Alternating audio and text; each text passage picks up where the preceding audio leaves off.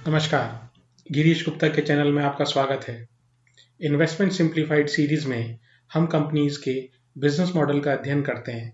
हम ये जानने की कोशिश करते हैं कि कंपनी का कारोबार क्या है, कंपनी के भविष्य की योजनाएं क्या हैं और कंपनी की स्ट्रेंथ और वीकनेसेस क्या हैं, और वो भी सरल, आसान, सुगम हिंदी में, ताकि आप अपने शेयर के बारे में एक इन्फॉर्म डिसीजन ले सकें। तो आज जिस कंपनी की बात हम कर रहे हैं, उस कंपनी के बिजनेस मॉडल का अनुरोध विन सम लूज सम 9479 ने हमारे से किया था।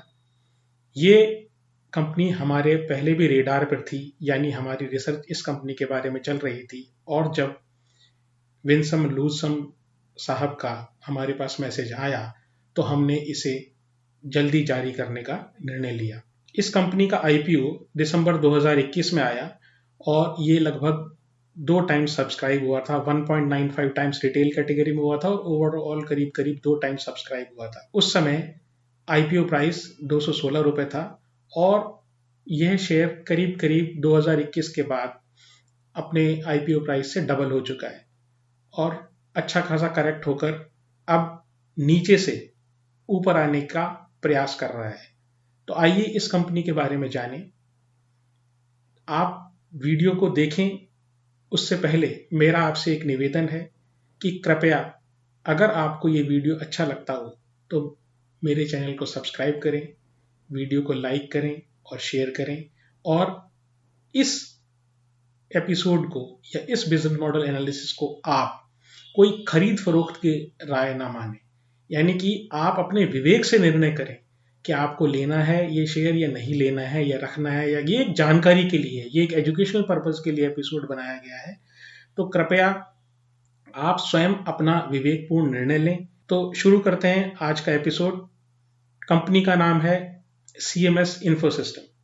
सीधी सरल भाषा में बोलें तो यह कंपनी एटीएम में कैश रिप्लेनिशमेंट या कैश डालने का काम करती है। आपने वो वैन्स देखी होंगी जिनके द्वारा एटीएम में कैश भरा जाता है। वो वैन्स एक्चुअली इन कंपनीज की या इसी तरह की CMS इन्फोसिस्टम या उसी तरह की कंपनीज की वैन होती है। तो पहले ये जान लें कि कंपनी का कारोबार क्या है। देखिए, कंपनी B2B एरिया में काम करती है। जैसे हमने पहले हमारे वीडियोस में देखा कि हम सबसे पहले ये जानने की कोशिश करते हैं कि कंपनी B2C है या B2B है या अन्य किसी मॉडल पर काम कर रही है। तो ये कंपनी B2B है, यानी कि ये कंपनी, ये जो बिजनेस है, यानी CMS इन्फोसिस्टम जो है वो अन्य बिजनेस को अपना सर्विसेज जो है वो सप्लाई करता है, अपनी सर्विसेज देता है उन कंपनीज को। तो ये क्या करता है, इसका एक सीधे शब्दों में कहें तो ये पहली चीज, कैश जो बैंकों का होता है वो इधर से उधर करता है। इधर से उधर का मतलब वो इन्वर्टेड वाला इधर से उधर नहीं, ये सिंपल एक जगह से दूसरी जगह उसका ट्रांसपोर्टेशन करता है और एटीएम में कैश डालता है। इसके अलावा एक उसका दूसरा वर्टिकल भी है जिसमें वो मैनेज सर्विसेज जिसको बोलते हैं। मैनेज सर्विसेज का मतलब ये है कि वो सर्विसेज जो बैंक या अन्य फाइनेंशियल इंस्टीट्यूशन ये कह दें कि आप हमारे बिहाफ पे प्लीज कर दीजिए, हम ये करना नहीं चाहते। वो क्या सर्विसेज हैं मैं आपको बताऊंगा। तो पहला जो इनका वर्टिकल है वो है कैश मैनेजमेंट सिस्टम। अब इसमें क्या है, देखिए, एक सबसे बड़ा इनका काम है वो कैश रिप्लेनिशमेंट है। एटीएम्स में ले जाके बैंक से या जहां से भी बैंक डायरेक्शन देता है वहां से ये कैश पिकअप करते हैं, अपनी वैन्स में लोड करते हैं और जाकर एटीएम में उसको डाल के आते हैं। एटीएम का कोड, एटीएम का को ऑपरेट कैसे करना है, कैसे खोलना है, क्या सिक्योरिटी रखनी है, ये सारी जिम्मेदारी जो CMS इन्फोसिस्टम और उसके कर्मचारियों की होती है। तो ये तो इनका एक काम हो गया। दूसरा ये है कि जो रिटेलर्स होते हैं, जैसे हमारे यहाँ क्या है कि जैसे रिलायंस रिटेल है, उसके बाद बहुत सारा कैश जनरेट होता है। मतलब जब वो सेल करता है तो बहुत सारा कैश उसके पास आता है, या और कोई बड़ा रिटेलर है तो उसके पास जो कैश आता है तो वहां से, एग्जाम्पल के तौर पर, उदाहरण के तौर पर बता रहा हूं, तो वहां से ये या तो कर्मचारी लेके जाए और बैंक में जमा कराए, पहले उसको गिनेगा, उसको फिर जमाएगा और उसकी स्लिप बनाएगा और बैंक में देगा, तो और लेकर जाएगा, तो ट्रांसपोर्टेशन में भी रिस्क है और हिसाब किताब रखने में भी रिस्क है। तो ये क्या करते हैं कि, और हर जगह का मान लीजिए एक इस तरह का रिलायंस रिटेल टाइप के जो या डी मार्ट टाइप के जो स्टोर्स हैं वो एक जगह एक शहर में 5 हैं, तो पांचों जगह से ये कैश कलेक्शन की और इन सब की प्रॉब्लम आती है और उनको मैनेज करने की प्रॉब्लम आती है। तो कौन कैश लेके जाएगा, कौन उसको जमा कराएगा, कौन उसका हिसाब किताब रखेगा। तो ये रिटेल पॉइंट्स जो हैं ये रिटेलर्स के लिए भी काम करते हैं, बैंकों के लिए नहीं, ये रिटेलर्स के लिए भी काम करते हैं।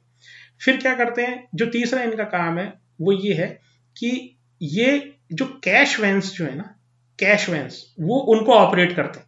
अब जैसे मान लीजिए एक किसी बैंक ने ये कहा कि आप जो है ना वो हमारी इस ब्रांच में कैश कम है, किसी किसी ब्रांच में कैश कम हो गया, तो आप उस ब्रांच से जहां कैश ज्यादा है उसी शहर की उस ब्रांच से आप ले आइए और लेकर हमको दे दीजिए, या तो कर्मचारी जाए या मैं आउटसोर्स कर दूं।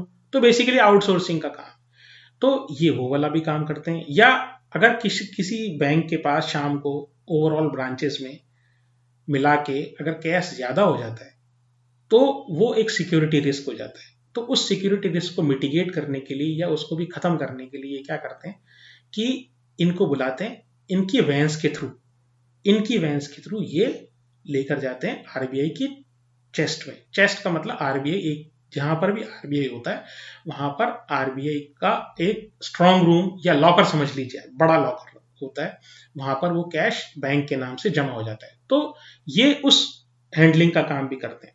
इसके अलावा देखिए, अगर आर्ट पीसेस का मूवमेंट हो, जैसे कोई पेंटिंग्स है, तो वो पेंटिंग्स का मूवमेंट है, तो आप क्या चाहते हैं कि भाई मेरी पेंटिंग मैं पेंटिंग एग्जीबिशन में या आर्ट एग्जीबिशन में भेज रहा हूँ, तो मेरी पेंटिंग खराब नहीं होनी चाहिए, सिक्योरिटी सेफ्टी से चली जाए और सेफ्टी सिक्योरिटी से आ जाए।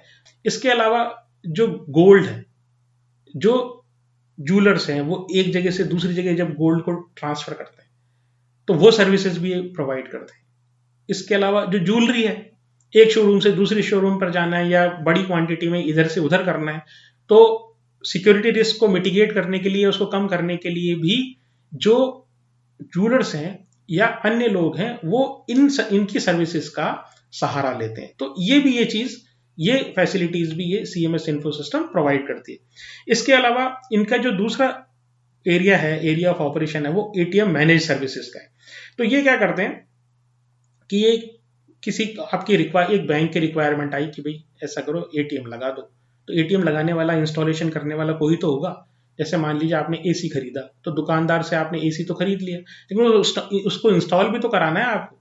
तो इंस्टॉलेशन के लिए मान लीजिए उसी दुकान का कर्मचारी आ जाए या आपने कोई परिचित तो आपने उसको बुला लिया। तो उसी तरीके से जो एटीएम को डिप्लॉय भी करते हैं, हो सकता है मशीन किसी दूसरे की और डिप्लॉयमेंट इनके द्वारा हो, तो ये भी करते हैं। फिर उसको एएमसी, एनुअल मेंटेनेंस कॉन्ट्रैक्ट जिसको अपन बोलते हैं, उसके साल भर के रख रखाव, वो भी ये देखते हैं। उसी एटीएम को भी देख सकते हैं जिनको उन्होंने डिप्लॉय किया है, और किसी और एटीएम का भी एएमसी ले सकते हैं।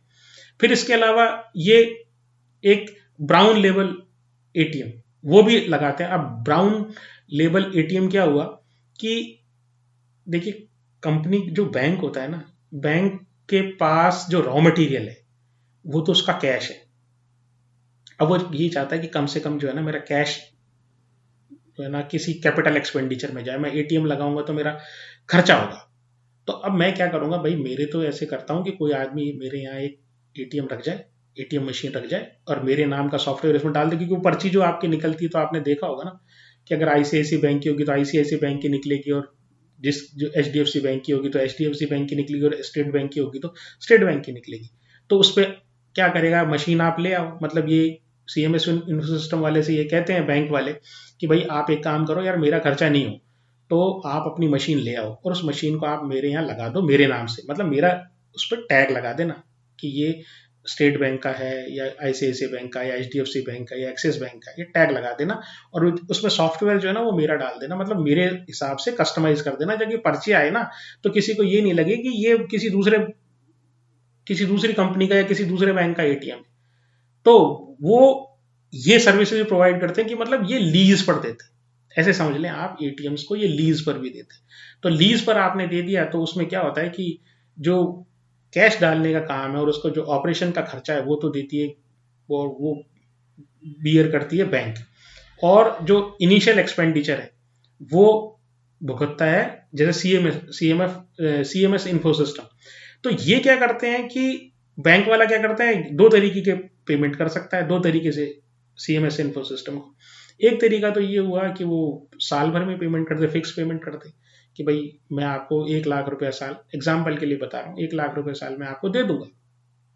आप तो ट्रांजेक्शन कितने भी हों, और ट्रांजेक्शन 0 हो तो भी 1 लाख दे दूंगा, और 1 लाख ट्रांजेक्शन पूरे साल में हो तो भी मैं आपको 1 लाख रुपए दे दूंगा। एक तो ये एन्युइटी मॉडल हो गया कि जिसमें एनुअल रेट से आपको पैसा मिल जाता है। दूसरा तरीका ये हो गया कि पर ट्रांजेक्शन दूंगा। भाई मैं तो बैंक वाला कह दे मैं तो पर ट्रांजेक्शन आपको 30 पैसे दूंगा या 5-15 पैसे दूंगा एक ट्रांजेक्शन के, और तो जितना टोटल बनता है आपका वो आप मुझसे ले लीजिएगा। तो एक ये मॉडल हुआ। तो क्या हुआ कि एटीएम लगाता हूँ, एटीएम की मेंटेनेंस करता हूँ, और एटीएम को मैं लीज पर भी देता हूँ। मतलब एटीएम मैं खरीदूंगा CMS इन्फो सिस्टम, और लीज पर मैं बैंक को दे दूंगा। ये एक मॉडल हुआ। फिर एक है ऑटोमेशन सॉल्यूशन। अब ये है कि ये जो मशीनें होती हैं आपकी, अब वो पासबुक प्रिंटिंग की मशीनें होती हैं, आपने देखा होगा, और कैश विड्रॉल की, वो कैश जमा कराने की और चेक जमा कराने की जो मशीनें होती हैं, तो वो भी ये प्रोवाइड करते हैं। तो ये ऑटोमेशन सॉल्यूशन है कि आपको कस्टमर को किसी बैंक वाले के पास जाके उसको ये नहीं कहना पड़े कि भाई मेरी पासबुक प्रिंट कर दो। आप जाओ, वो कियोस्क होता है, वो जो एटीएम वाला जो कियोस्क होता है, उसमें जाओ और आप अपना पासबुक डालो, वो अपने आप रीड करता है, बारकोड रीड कर दी मशीन और अपने आप प्रिंट कर देती है। या चेक डालना है तो चेक अपने आप वो आप डाल दीजिए, उसमें अपना अकाउंट नंबर डाल दीजिए, वो चेक उसमें जमा हो जाता है सेफली और आपको रसीद मिल जाती है। फिर एक और ये जो काम करते हैं वो ये करते हैं कि ये जो कार्ड है, जो अपने क्रेडिट के डेबिट कार्ड आता है, जैसे लिखा हुआ आता है स्टेट बैंक का डेबिट या क्रेडिट कार्ड, तो ये भी बैंकों को वो देते हैं। मतलब हमारे पास जो आता है वो तो बैंक से आता है, लेकिन बैंकों को जो सप्लाई करता है वो एक्चुअली ये प्रोवाइड करते हैं, ये भी ये सर्विसेज देते हैं। मेरा कहने का मतलब ये है। तो ये क्या करते हैं कि भाई ये स्लिप खरीद लेते हैं, वो प्लास्टिक के कार्ड्स हैं वो खरीद लेते हैं, उसके ऊपर वो मैग्नेटिक स्ट्रिप वगैरह के थ्रू एनकोडिंग कर देते हैं, और बैंक के हिसाब से उसको, बैंक के सॉफ्टवेयर से उसको मैच करा देते हैं। मतलब बैंक में जब तक उस बैंक के सॉफ्टवेयर में जब तक उस कार्ड की एंट्री नहीं होगी तब तक वो जारी हो ही नहीं सकता, क्योंकि अल्टीमेटली तो बैंक को ही ट्रैक करना है वो। तो वो कार्ड जो है, वो कार्ड भी जो है वो बैंक को ये प्रोवाइड करते हैं, और वो अल्टीमेटली फिर बैंक से हमारे पास आते हैं। एक सर्विसेज ये भी हो गया। फिर उसके बाद क्या है कि ये सॉफ्टवेयर सॉल्यूशन प्रोवाइड करते हैं। सॉफ्टवेयर सॉल्यूशन का मतलब क्या है कि सॉफ्टवेयर सॉल्यूशन में ये हुआ कि एटीएम हुआ। अब एटीएम में कौन सा सॉफ्टवेयर है, अब उस सॉफ्टवेयर को अपग्रेड करना हो गया, ठीक है, मेरे हिसाब से कस्टमाइज कर दूं। और एक और बड़ी इंटरेस्टिंग इनका जो वो है, जो वर्टिकल है, वो है इनका रिमोट मॉनिटरिंग ऑफ एटीएम।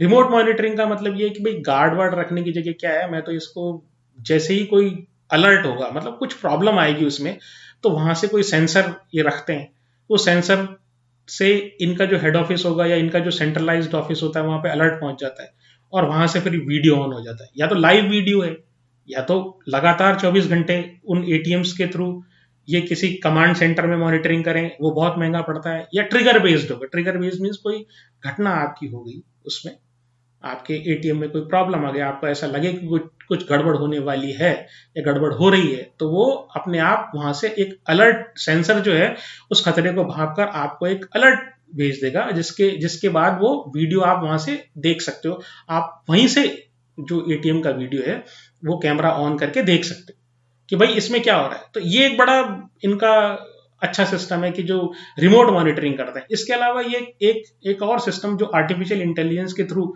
इन्होंने डेवलप किया है, वो ये है कि ये जो एटीएम में ट्रांजैक्शन हो रहे हैं, एटीएम में जो ट्रांजैक्शन हो रहे हैं उन ट्रांजैक्शन की ट्रैकिंग करते हैं कि भाई आखिरकार कौन सा कस्टमर कितने बार ट्रांजैक्शन करता है और कितने अमाउंट का ट्रांजैक्शन करता है, ताकि बैंक वालों को ये समझ में आ सके कि ये आदमी क्रेडिट वर्दी है या नहीं है, या इसका स्पेंडिंग प्रोफाइल क्या है, या हमारा ये कौन सा प्रोडक्ट लेने में सक्षम है। इनका जो कैश मैनेजमेंट वाला पार्ट है, मतलब कैश को हैंडलिंग करना और ये इसी तरह की जो एक्टिविटीज इनको है, कैश को इधर से उधर ले जाना और कैश को रिप्लेनिश करना, मतलब एटीएम्स में डालना।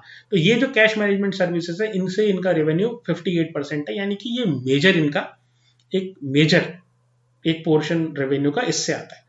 दूसरी चीज, जो इनका जो सॉफ्टवेयर और जो मॉनिटरिंग का और ये सब बाकी जो, जैसे एटीएम्स को बेचते भी हैं, जैसे आपको मैंने बताया एक तो कि एटीएम डिप्लॉय करते हैं, लेकिन एटीएम बेचते भी हैं।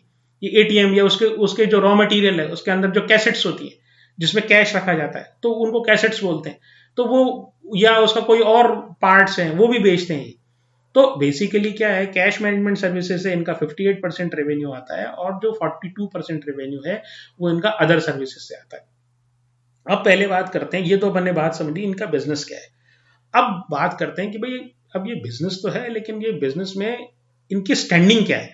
तो देखिए, ये कैश मैनेजमेंट में ये मार्केट लीडर है, और इनके जो ये सर्विस करते हैं, करीब करीब मतलब कैश जिसमें रिप्लेनिश होता है वो करीब करीब 72,000 एटीएम्स को सर्विस करते हैं, 12,000 बैंक ब्रांचेस को सर्व करते हैं, 18,500 एटीएम की एएमसी या उसकी सर्विसिंग में।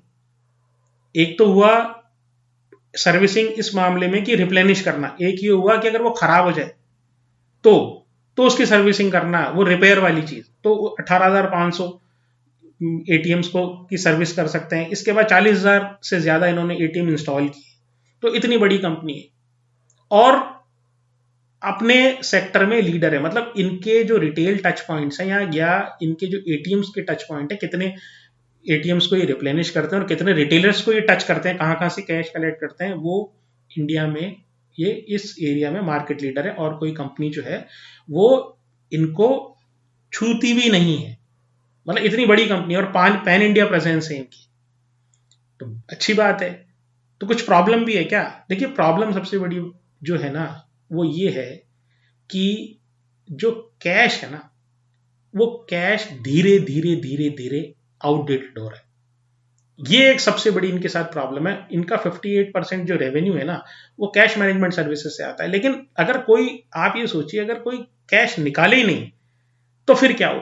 तो देखिए, डेबिट कार्ड इनका कॉम्पिटिटर है। तो डेबिट कार्ड में तो क्या है, आदमी वो पॉइंट ऑफ सेल पे जाएगा, वो जो जहां पे वो एक मशीन पे अपन कार्ड स्कैन करते हैं, या डेबिट कार्ड हुआ या क्रेडिट कार्ड हुआ, ये इनके कॉम्पिटिटर है। तो पॉइंट ऑफ सेल मशीन जो मशीन होती है उस पर स्कैन करेगा, वो उसको स्वाइप करेगा, और स्वाइप करने के बाद पेमेंट हो गया, कैश की जरूरत ही नहीं है, तो एटीएम से क्यों निकालेगा? फिर क्या हुआ कि जो ऑनलाइन पेमेंट हम लोग करते हैं, यूपीआई है, वो बहुत बड़ा कॉम्पिटिटर है। आप छोटे से छोटा पेमेंट जो है यूपीआई के थ्रू कर सकते हैं, तो कैश की जरूरत ही नहीं है। तीसरी बात, ऑनलाइन जो आप पेमेंट कर देते हैं, मतलब साइट्स के थ्रू, तो भी वहां पर भी कैश की जरूरत नहीं है। इसके अलावा एक और प्रॉब्लम है। जो प्रॉब्लम ये है कि हमारी गवर्नमेंट ऑफ इंडिया है, वो लगातार ये कह रही है कि हमारे सिस्टम में जो कैश के प्रिंटिंग की कॉस्ट है वो बहुत ज्यादा है।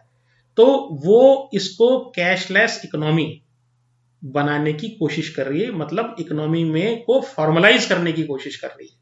फॉर्मलाइज का मतलब ये कि सब सब जो हो ना, एक नंबर का काम हो। कैश में माना जाता है 2 नंबर का काम होता है। तो ये जो एक्टिविटीज हैं गवर्नमेंट ऑफ इंडिया की और आरबीआई की, ये कैश को डिस्करेज करती हैं, या कैश को या नकदी को हतोत्साहित करती है। तो ये इनका जो पूरा सर्विसिंग इनकी जो है ना, वो बैंकिंग के ऊपर डिपेंडेंट। अगर बैंकिंग में कुछ प्रॉब्लम आती है तो इनका जो इनके इनके बिजनेस में भी प्रॉब्लम आती है। वो जो रिटेलिंग वाला पार्ट है ना, जहाँ पे फ्लिपकार्ट को या किसी जूलर को या किसी रिलायंस फ्रेश टाइप को या रिलायंस रिटेल वाले को सर्विस देना, वो अभी बहुत छोटा पार्ट है इनके सर्विसिंग का। तो ज्यादातर बैंकिंग और फाइनेंशियल इंस्टीट्यूशन पे जहाँ पे कैश जनरेट होता है, उन्हीं के ऊपर डिपेंडेंट है इनका बिजनेस। तो सेक्टर में प्रॉब्लम आएगी तो ऑफकोर्स इनको भी प्रॉब्लम आएगी। फिर क्या है, जो काला धन जो है उसको सरकार ये कहती है कि भाई हम ये चाहते हैं कि इकोनॉमी में ये ब्लैक मनी का जो प्रॉब्लम है ना, ये खत्म हो जाए। देखिए, खत्म तो नहीं होगी, लेकिन उसको इतना डिस्करेज किया गया है, स्पेशली कोविड के बाद। तो ये इकोनॉमी से धीरे धीरे धीरे धीरे धीरे धीरे आपने देखा, छोटे छोटे पेमेंट के लिए जो है कैश का इस्तेमाल नहीं हो रहा है। छोटे पेमेंट के लिए कम से कम बड़े शहरों में, कम से कम बड़े शहरों में। तो वहां पर क्या है कि आदमी जो है ना मोबाइल से पेमेंट कर देता है, इसलिए कैश की प्रॉब्लम, जो जो कैश का जो है वो काम धीरे धीरे कम हो रहा है। फिर क्या है कि एक जो सबसे बड़ी प्रॉब्लम है उनमें कि कैश लाना ले जाना जो है ना वो अपने आप में रिस्की है। भाई रिस्की है तभी तो बैंक ने या किसी रिटेलर ने आपको दिया ना। अब ये क्या करते हैं, ये कैश उठाते हैं, वहां अपने आदमियों को रखते हैं, उसके बाद आर्म गार्ड्स रखते हैं कैश की सुरक्षा के लिए। अब मान लीजिए कोई डेकोइटी हो गई या कोई किसी ने आप आर्म्ड रॉबरी हो गई, किसी हथियारबंद बदमाश आ गए, अगर वैन लूट ली, तो भाई वो बैंक वाला ये नहीं कहने वाला कि भाई मेरे तो कोई बात नहीं, तुमने लूट गई अगर तुम्हारी वैन तो कोई बात नहीं, अब मेरा नुकसान हुआ चलो आधा आधा कर लेंगे, ऐसा नहीं है। ये पहले ही कॉन्ट्रैक्ट में होता है कि जब आप ये सर्विसेज प्रोवाइड कर रहे हो ना तो ये सारी जिम्मेदारी आपकी, तो ये एक बहुत बड़ा रिस्क है। अब बात ये है कि अगर ये धंधा ऐसा है तो फिर धंधे में पैसा लगाने से क्या फायदा है, ये तो धंधा ही पिटने वाला है। तो नहीं है, देखिए ऐसा नहीं है। हिंदुस्तान जो है ना बहुत बड़ा 140 करोड़ पॉपुलेशन है उसकी। तो इसमें क्या है कि ये एटीएम का तीसरा सबसे बड़ा मार्केट है। मार्केट इन द सेंस सबसे ज्यादा एटीएम है वर्ल्ड में, इसमें तीसरे नंबर पे। पहले नंबर पे यूएसए, फिर चाइना, फिर इंडिया। अब ये तो सही है तीसरा, लेकिन वर्ल्ड में जहां 47 एटीएम है 1 लाख की पॉपुलेशन में, हिंदुस्तान में वो केवल 22 ही है। ये इस बात का इंडिकेट करता है कि सरकार भी ये प्रयास करती है कि कम से कम हम नॉर्मलाइज एटीएम तो लाएं। कैश को तो डिस्करेज कर रहे हैं, लेकिन कम से कम हम इतने एटीएम तो लाएं कि जो हमारी अनबैंक्ड पॉपुलेशन है, यानी कि रिमोट में चले जाएं आप, बहुत रिमोट में चले जाएं, तो वहां पे आपको एटीएम ही नहीं मिलेगा। आप किसी गांव या दूर दराज की जगह चले जाते हैं तो एटीएम, आज भी एटीएम नहीं है वहां पर।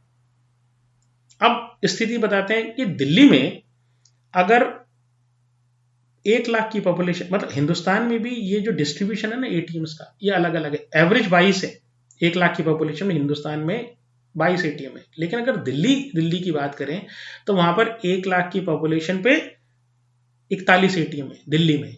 लेकिन अगर आप बिहार की बात करें तो वहां 1 लाख की पॉपुलेशन केवल 7 ही एटीएम है। तो वहां आप ये सोच लीजिए कि रिमोट और दूर दराज के इलाके और ग्रामीण और जो अनबैंक्ड पॉपुलेशन है, वहां पर आपको जब बैंकिंग लानी पड़ेगी तो वहां पर आपको अल्टीमेटली एटीएम लाना ही पड़ेगा।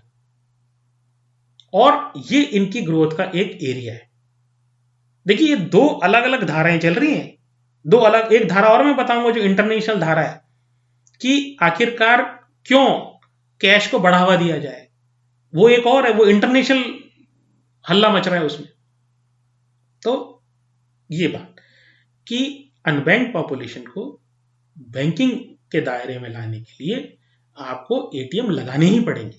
ये कहते हैं कि ये सब तो बात ठीक है कि भाई कैश का कम, धंधा कम हो रहा है और दो विपरीत धाराएं भी चल रही हैं, और ये जो ये इनका कंपनी का जो धंधा है वो सरकार की इस मंशा कि अनबैंक्ड पॉपुलेशन तक बैंकिंग पहुंचाऊं और इकोनॉमी में काला धन कम करूं, इन दो धाराओं के बीच में फंसा हुआ है। तो ग्रोथ कहां से लाएंगे?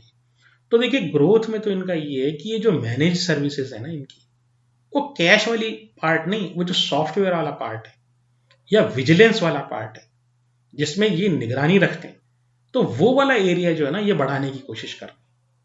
फिर ये कहते हैं कि हम जो है ना हम एक्विजिशन करेंगे ताकि नए नए प्रोडक्ट हम लाए। हम छोटी छोटी कंपनी को ये क्या एक्वायर करते हैं और उन छोटी छोटी कंपनियों को एक्वायर करके उनके कोई इनोवेटिव प्रोडक्ट्स अगर इनके बिजनेस से रिलेटेड हुए तो ऐसी कंपनी को एक्वायर करते हैं, तो वो हम नया प्रोडक्ट जो है ना हमारे कस्टमर को, हमारे जो बैंक्स हैं उनको हम दे सकें।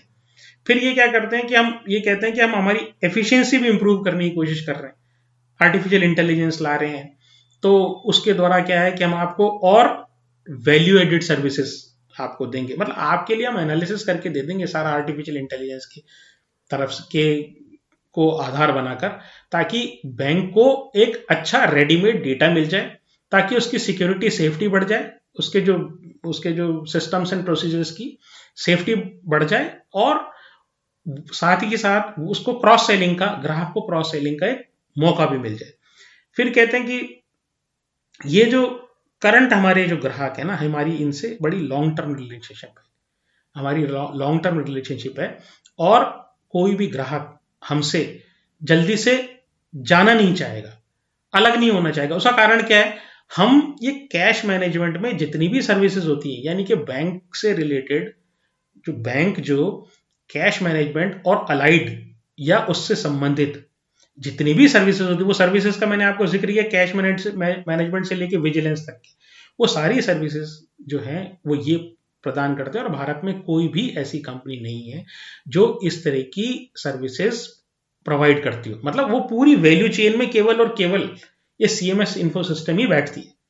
तो ये कहते हैं हमारे पास जो प्राइवेट सेक्टर के बड़े बैंक और पब्लिक सेक्टर के बड़े बैंक्स, अच्छे क्लाइंट्स हमारे पास हैं और उनके साथ हमारी लंबी रिलेशनशिप है, तो ये भी हमको लगातार बिजनेस देते रहेंगे।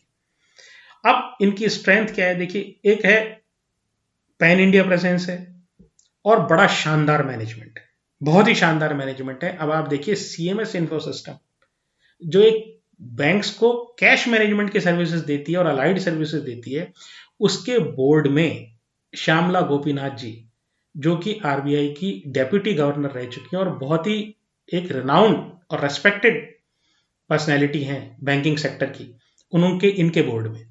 तो बड़ा बोर्ड के बारे में बड़ा ही कॉन्फिडेंस आता है कि हाँ भाई, बड़ा समझदार मजबूत बोर्ड है, इनका मैनेजमेंट बड़ा पक्का है। तो वर्ल्ड वाइड क्या सिचुएशन है? देखिए, कोरोना के बाद वर्ल्ड वाइड ये सिचुएशन हो गई है कि अब यूरोपियन कंट्रीज में एक मूवमेंट चल चुका है। वो कहते हैं कि हम we should have right to cash, मतलब हमारे पास कैश होना चाहिए। अब वो ऐसा क्यों कहते हैं? अरे भाई, ये जरूरी नहीं है ना कि मैं टैक्स सेवी हूं या मैं उस पर्टिकुलर मोबाइल पे या उस बैंक के एटीएम पे जिसका खर्चा आता है, भाई आपसे चार्ज करते हैं, चाहे क्रेडिट कार्ड हो या डेबिट कार्ड हो, मैं क्यों लूं? वहां ये कहते हैं भाई मैं क्यों लूं, मुझे तो कैश दीजिए आप, मैं तो I must have a right to cash. वो बकायदा इस बात के लिए मुहिम चला रहे हैं फॉरेन के country, they have taken a U turn. उन्होंने एक यू टर्न ले लिया है। पहले वो कहते थे, उनकी सरकारें कहती थी कैशलेस इकोनॉमी होनी चाहिए ताकि हमारा खर्चा कम आए, और अब ये मूवमेंट शुरू हो गया है वहां पे लोगों की तरफ से कि नहीं नहीं, ये कैशलेस वैशलेस कुछ नहीं चलेगा, हमें तो कैश वाली इकोनॉमी ही चाहिए, हमें अपनी प्राइवेसी खत्म नहीं करनी। क्योंकि आप कोई ट्रांजेक्शन करेंगे अगर मोबाइल के through, debit card, credit card, ATM के थ्रू करेंगे, तो आपकी ट्रेसिंग हो जाती है कि आपने किसको क्या पेमेंट किया है। तो वहां पर बाहर की जो यूरोपियन कंट्रीज हैं या यूएस है, वहां पर प्राइवेसी जो है ना, वो अपने आप में बहुत बड़ा इंपॉर्टेंट राइट माना जाता है। तो वो कहते हैं कि ये हमारे राइट टू प्राइवेसी को इन्फ्रिंज करता है, इसको प्रभावित करता है, तो इसलिए भाई ये हमको राइट टू कैश होना चाहिए। दूसरी बात, जो यूएस फेड है और बैंक ऑफ इंग्लैंड है, ये भी इस बात की कोशिश कर रहे हैं कि जो हमारा कैश का जो चैनल है ना, वो खत्म ना हो। मतलब ऐसा नहीं हो कि कैश को रोटेट करने वाला जो है, रोटेट करने वाला जो माध्यम है ना, वही खत्म हो जाए और फिर बाद में कभी पता लगे कि मशीनें काम नहीं कर रही हैं, कोई त्रासदी हो जाए, कहीं भूकंप आ जाए, किसी कारण से कोई नेट में प्रॉब्लम आ जाए, तो पता लगे कि ये तो सारा इकोनॉमी ठप हो गई है, तो वो बड़े चिंतित है इस बारे में।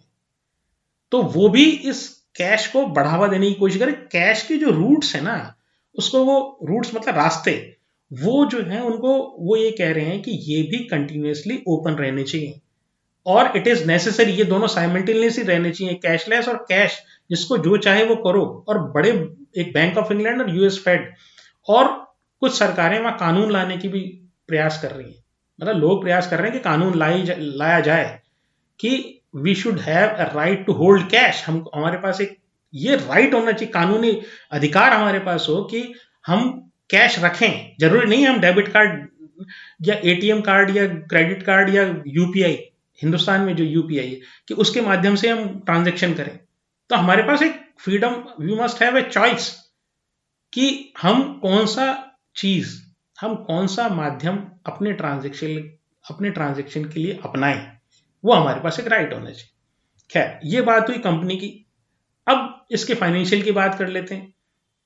देखिए, कंपनी जो है ये 7600 करोड़ मार्केट कैप की कंपनी है और आरओई इसका 19.5 है और पी इसका 21.1 है। रीजनेबल पीई की कंपनी है और आरओई भी अच्छा खासा आरओई है और ऑलमोस्ट नील डेट है, कर्जा कुछ है नहीं इसके ऊपर। पिछले 12 महीने की जो सेल्स की ग्रोथ है वो करीब करीब 19% है, प्रॉफिट की ग्रोथ करीब करीब 11% है।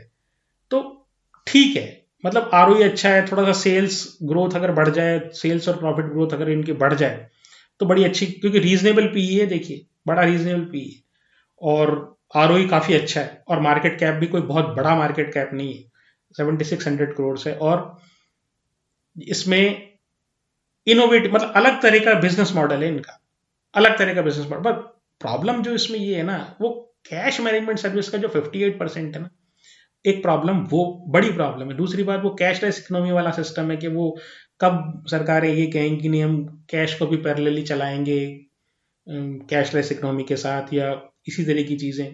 दूसरी बात क्या है, कई कंपनीज हैं जो कैश मैनेजमेंट के धंधे में इनके साथ कॉम्पिटिटर, एंटायर वैल्यू चेन जो है कैश मैनेजमेंट का, जो मैंने आपको इसका पूरा बिजनेस सीएमएस का समझाया, उसमें केवल यही कंपनी है जो पूरे वैल्यू चेन में प्रेजेंट है। बाकी हर एरिया में कोई खाली कैश को रिप्लेनिश, एटीएम रिप्लेनिशमेंट के काम करती है, कोई खाली सॉफ्टवेयर में है, कोई खाली रिमोट विजिलेंस में है, रिमोट। तो ये सारी चीजें देखते हुए कि ये कंपनी अच्छी कंपनी लगती है, बट सबसे बड़ी जो प्रॉब्लम है ना, वो इसके साथ जो हेडविंड आ रही है, जो इसके साथ जो बाधा है, वो ये है कि क्योंकि देखिए हम भविष्य देख के काम करते हैं कि इस भविष्य में क्या कैसा इसकी इस कंपनी की ग्रोथ होने वाली है। तो ये जो एस्पेक्ट है कि हिंदुस्तान में से कैश वो खत्म किया जा रहा है, मतलब कैश सरकार की प्रेफरेंस नहीं है, ये इसके लिए एक चैलेंज है। लेकिन इसके साथ ही साथ दूसरा इसके लिए जो अपॉर्चुनिटी है वो भी है, और इसी तरह की सारी जितने भी कंपनियां इस बिजनेस में उनके लिए भी है। वो ये है कि आपको अनबैंक्ड एरिया में तो जाना ही है, सरकार की मजबूरी है कि वो अनबैंक्ड एरिया को बैंकिंग के दायरे में लाए। मतलब वो लोग जिनके पास बैंकों की एक्सेस नहीं है, उनको सरकार भी ये चाहेगी ये क्यों इकोनॉमी से दूर रह रहे हैं, तो इनको भी बैंकिंग के दायरे में लाया जाए, तो कि इनको भी आराम हो, इनकी जिंदगी में भी आराम हो, ये भी लोन ले सकें। हर हर आदमी के पास बैंक पहुंचेगा तो लोन भी लेगा, जमा भी कराएगा, समृद्धि बढ़ेगी। तो ये एक इनके लिए पॉजिटिव पॉइंट है। अब इनमें से कौन सा पॉइंट जीतता है, ये देखने वाली बात है। तो जहां तक इनके शेयर होल्डिंग की पैटर्न की बात करूं, तो देखिए इनका प्रमोटर कोई नहीं है, क्योंकि दिसंबर या मैं कहूं कि इस साल के शुरू में, मतलब पिछले साल के शुरू में, जो एक फॉरेन इनका प्रमोटर था उसने अपनी पूरी होल्डिंग बेच दी। कोई फॉरेन प्रमोटर था इनका, उन्होंने पूरी होल्डिंग बेच दी। तो अब करीब करीब 38%, 38% FII के पास है, 27% DII के पास है और बाकी 35% रिटेल के पास है। तो अभी पिछले 2-3 क्वार्टर में एक एक 1.5% FII और DII का कम हुआ है और उतना ही रिटेल का बढ़ गया, मतलब रिटेल वाले इसमें काफी आ गए हैं। खैर, रीजनेबली गुड कंपनी लगती है, खरीदने बेचने की देखिए कोई सलाह नहीं है। आप आराम से तसल्ली से इसको और पढ़ें और स्टडी करें।